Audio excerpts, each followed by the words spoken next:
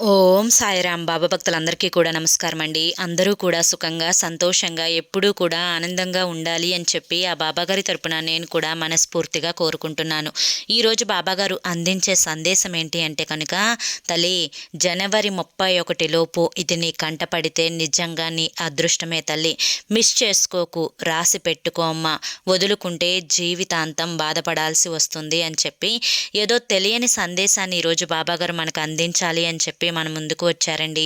మరి బాబాగారు ఏ సందేశం అందించినా కూడా అది మన భవిష్యత్తుకు పునాది లాంటిది అని చెప్పి మనందరికీ కూడా తెలిసిన విషయమే కదా. మరి ఎవరికైతే బాబాగారి మీద పూర్తి నమ్మకం విశ్వాసం ఉంటాయో వారందరూ కూడా ఈ వీడియోకు ఒక చిన్న లైక్ ఇచ్చి వీడియోని వినడం స్టార్ట్ చేయండి.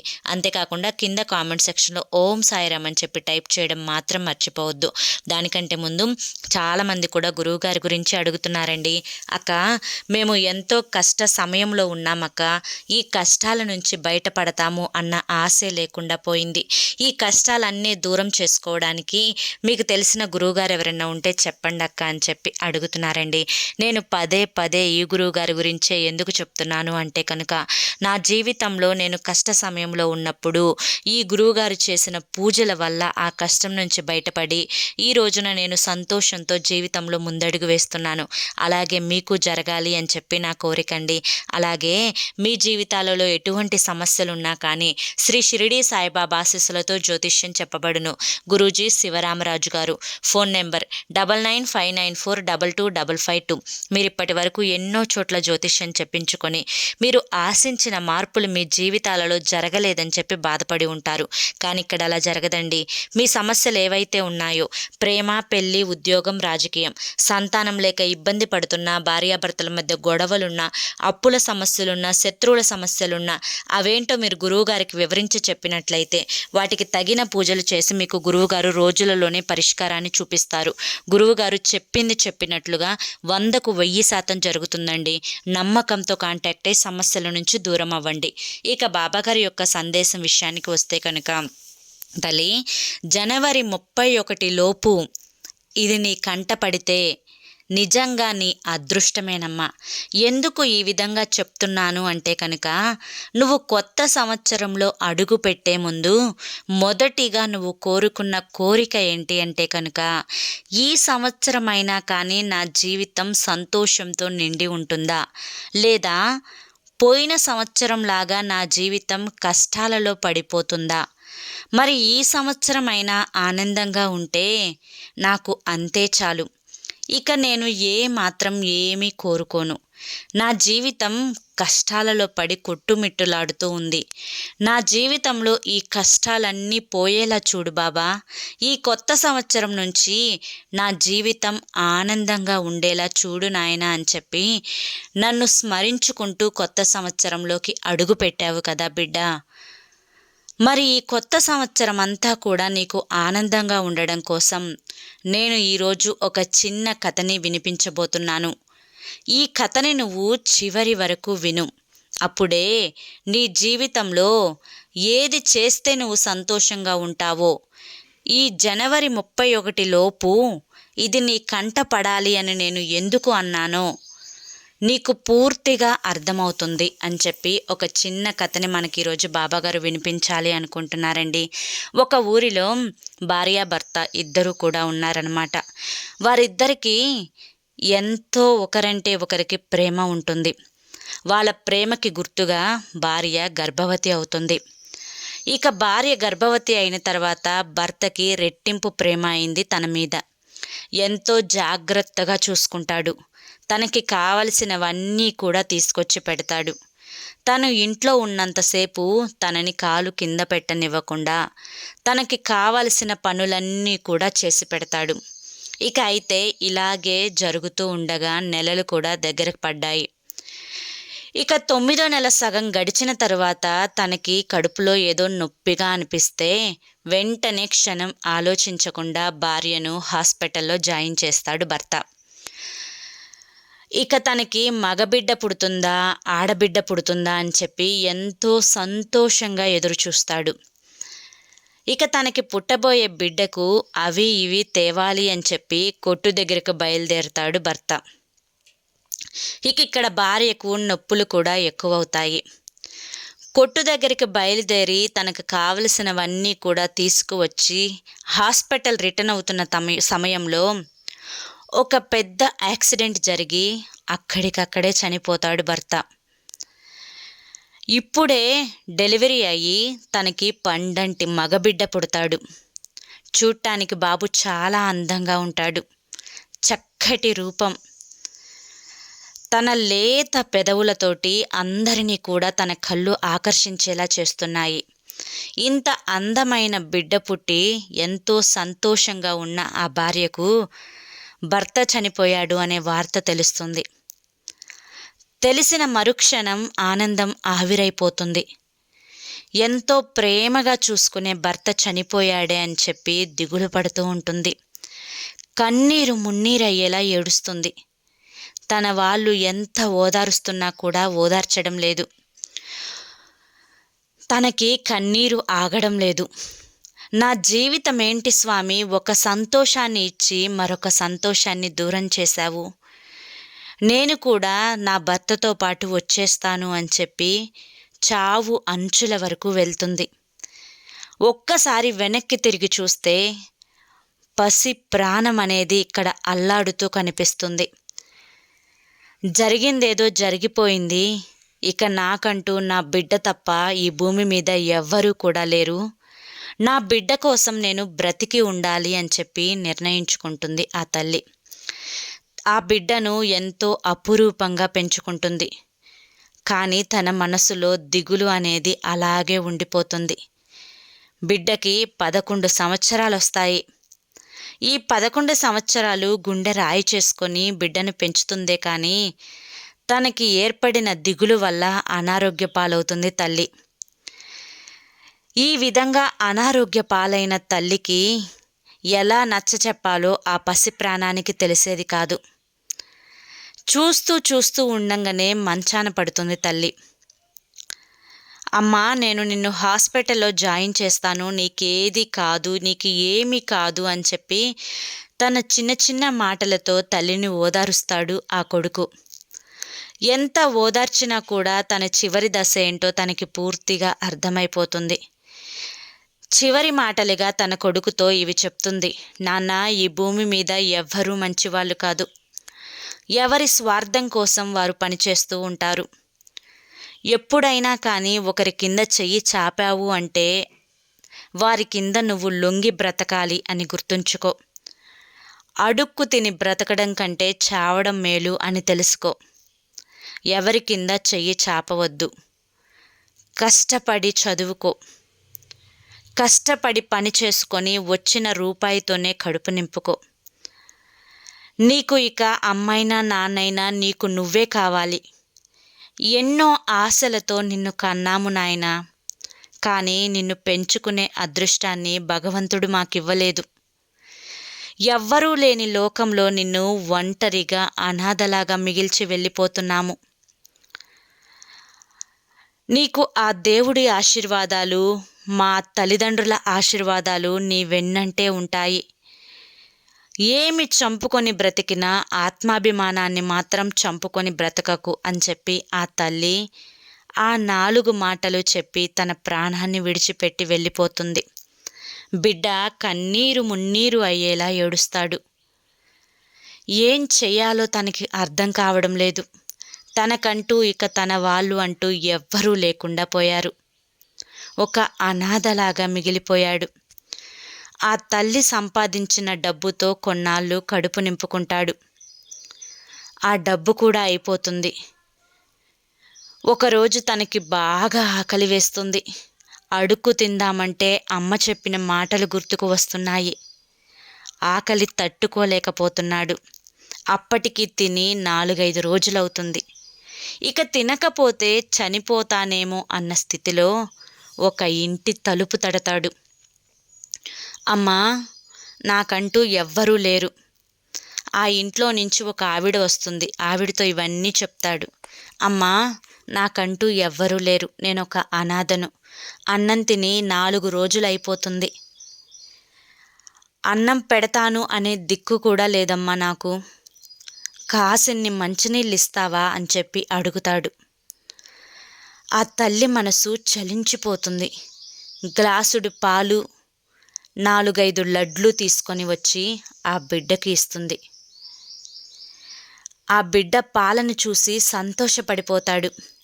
అమ్మా, నేను మంచినీళ్ళు అడిగితే పాలిచ్చావు. నాకు కావలసినవన్నీ కూడా పెట్టి ఈ రోజున నా ఆకలిని తీర్చావు. నీ రుణం ఎలా తీర్చుకోవాలి? నీకు ఖచ్చితంగా నేను రుణపడిపోయానమ్మా. ఎలాగైనా నీ రుణం నేను తీర్చుకుంటాను అని చెప్పి అక్కడి నుంచి వెళ్ళిపోతాడు. ప్రతిరోజు కూడా స్కూలుకు వెళ్ళే పిల్లల్ని చూస్తూ ఆ బిడ్డ ఆ స్కూలు దగ్గర అలా నుంచుండిపోతాడు. ఒకరోజు ఎవరైతే పాలిచ్చారో ఆ తల్లి తన బాబుని తీసుకొని ఆ స్కూలుకి వస్తుంది. అక్కడే ఈ బిడ్డని చూస్తుంది. ఆ బిడ్డ ఎవరు ఏంటి అని ఆ స్కూల్లోకి వెళ్ళి మాస్టర్ గారిని కనుక్కుంటుంది. ఆ బిడ్డ పరిస్థితికి జాలి పడుతుంది. ఆ బిడ్డని ఎలాగైనా కానీ చదివించాలి అని నిర్ణయించుకుంటుంది. ఇక ఆత్మాభిమానం ఉన్న ఆ పిల్లవాడిని నేను ఉచితంగా చదివిస్తాను అంటే ఆ పిల్లవాడు ఒప్పుకోడు. కనుక గవర్నమెంట్ సహాయం చేస్తుంది అని చెప్పి మాస్టర్ గారికి చెప్పమంటుంది. మాస్టర్ గారు అదే వచ్చి ఆ పిల్లవాడికి చెప్పి అక్కడున్న హాస్టల్లో జాయిన్ చేసుకుంటాడు.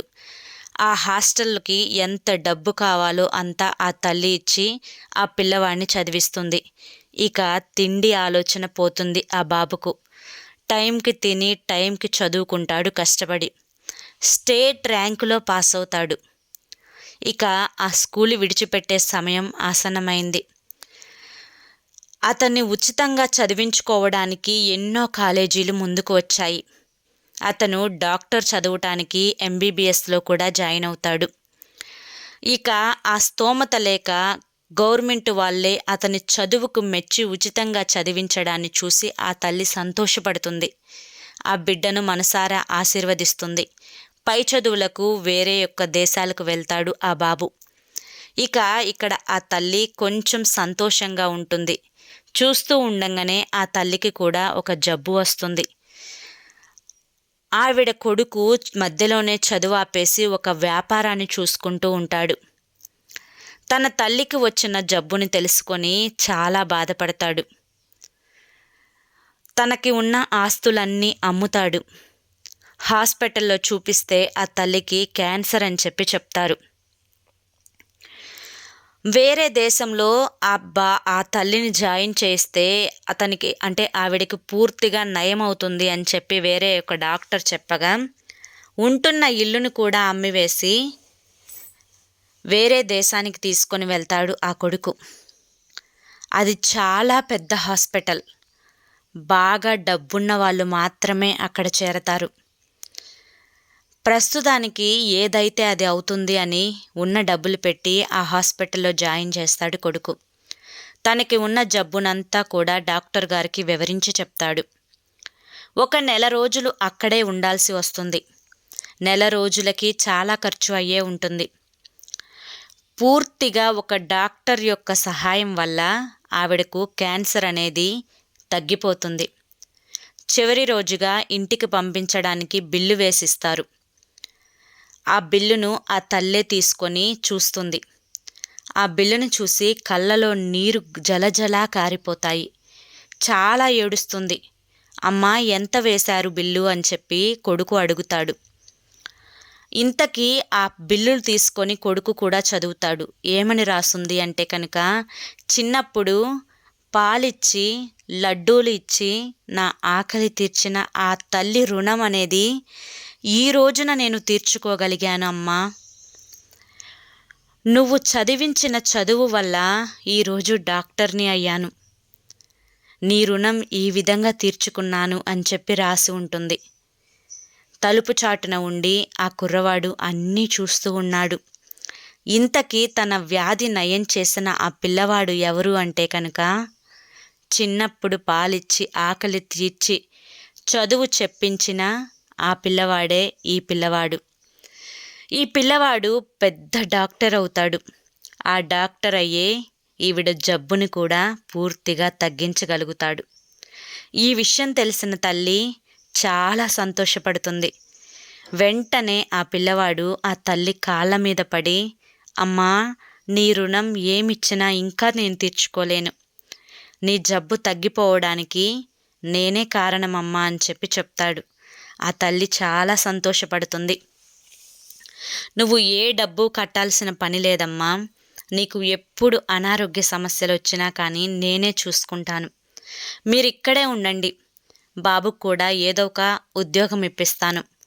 మిమ్మల్ని నేను చూసుకుంటాను. మీ కుటుంబంలో ఒకడినవుతాను అని చెప్పంగానే ఆ తల్లి చాలా సంతోషపడుతుంది. అందరూ కలిసి ఆనందంగా ఉంటారు. తాను అనాథ అనే మాటనే మర్చిపోయి ఆ తల్లితో సంతోషంగా ఉంటాడు ఆ కొడుకు. ఇక్కడితో కథ ముగుస్తుంది. ఈ కథ ద్వారా బాబాగారు చెప్పాలి అనుకుంటున్న నీతి ఏంటి అంటే కనుక, తల్లి చూసావా కర్మ ఫలం అనేది ఏ విధంగా తిరిగి వచ్చిందో. ఎప్పుడైనా కానీ ఎవరి కర్మానుసారం వారు అనుభవించక తప్పదు. అది మంచైనా చెడైనా కర్మ వారిని పట్టి పీడిస్తూనే ఉంటుంది. మంచి కూడా అలాగే పట్టి పీడిస్తుంది. ఆ తల్లి చేసిన మంచి ఇవాల్టి రోజున ఆ కొడుకుకి ఒక ఆధారమైంది. ఆ తల్లి ప్రాణాలను నిలబెట్టింది. ఆవిడ చేసిన మంచి కర్మ ఆవిడ జీవితానికి భరోసాగా నిలబడింది. అలాగే నీ జీవితంలో కూడా నువ్వు చేసే మంచి కర్మలు ఏదో ఒక రూపంగా నీకు మంచే చేసి పెడతాయి. నువ్వు చేసిన చెడు కర్మలు ఏదో ఒక విధంగా నీకు చెడును ఎదురయ్యేలా చూస్తాయి. ఈ కొత్త సంవత్సరం అంతా మంచి జరగాలి అని కోరుకుంటున్నావు కదా తల్లి. మరి అలా జరగాలి అంటే నువ్వు కూడా ఎదుటి వారికి సహాయం చేయాలి. మంచి కర్మలను చేయాలి. అది మాట రూపంలోనైనా కానీ చేతల రూపంలోనైనా కానీ. బిడ్డా, నేను నీకు చేసే మంచేంటో తెలుసా? నువ్వు నా భక్తుడిగా నియమింపబడ్డావు. జనవరి 31 లోపు ఒక అదృష్టాన్ని నీ తలరాతలో రాసిపెట్టాను. ఈ అదృష్టాన్ని నువ్వు అందుకున్న తరువాత నీ జీవితం అనేది ఏ విధంగా ఉంటుంది అంటే కనుక, నువ్వు కలలు కన్న జీవితం, నువ్వు ఆశపడ్డ జీవితం, నువ్వు ఆనందంగా ఎదురు చూసే జీవితం నీ ముందుంటుందమ్మా. ఈ తండ్రి నీకు మాట ఇస్తున్నారు. ఈ కొత్త సంవత్సరం అంతా కూడా నీకు ఏ కష్టం రాకుండా చూసుకుంటారు అని చెప్పి, ఏ బాధలు ఏ దిగుళ్ళు నీ దరి చేరవు అని చెప్పి ఈ తండ్రి నీకు మాటిస్తున్నాడు. తల్లి, నా మీద నమ్మకం ఉంది కదా. నా మీద ఉన్న నమ్మకం నిజమైతే ఇకపై నువ్వు చేయవలసిందంతా కూడా ఏంటి అంటే, నీ మనసులో బాధలు కష్టాలు అన్నీ కూడా నా మీద వదిలిపెట్టి నువ్వు ప్రశాంతంగా ఉండడం మాత్రమే. నీ యొక్క ప్రశాంతతలోనే నువ్వు అనుకున్నవన్నీ కూడా జరిగి తీరుతాయి.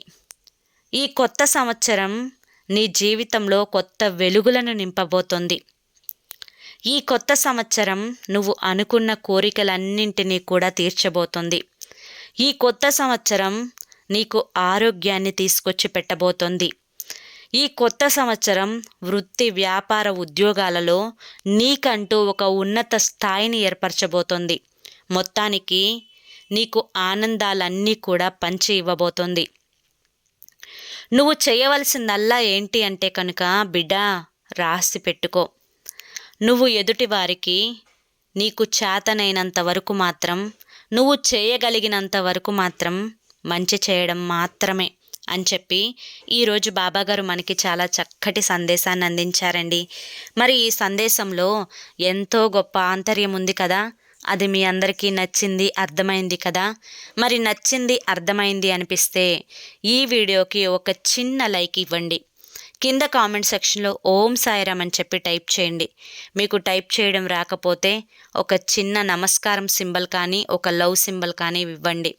మొదటిసారి మన ఛానల్లోకి వచ్చినట్లయితే కింద బ్లాక్ కలర్లో సబ్స్క్రైబ్ అనే బటన్ ఉంటుంది. దాన్ని ప్రెస్ చేసి పక్కనే ఆల్ సింబల్ ఉన్న బెల్ని యాక్టివ్ చేసుకుంటే ప్రతిరోజు బాబాగారి సందేశాలు అనేవి మీకు నోటిఫికేషన్ రూపంలో వస్తాయి. మరి రేపు మరొక మంచి సందేశంతో తప్పకుండా కలుసుకుందాం. అంతవరకు కూడా బాబా ఆశీస్సులు మీపై ఉండాలి అని చెప్పి మనస్ఫూర్తిగా కోరుకుంటూ సర్వే జనా సుఖినో భవంతు. ఓం సాయిరామ్.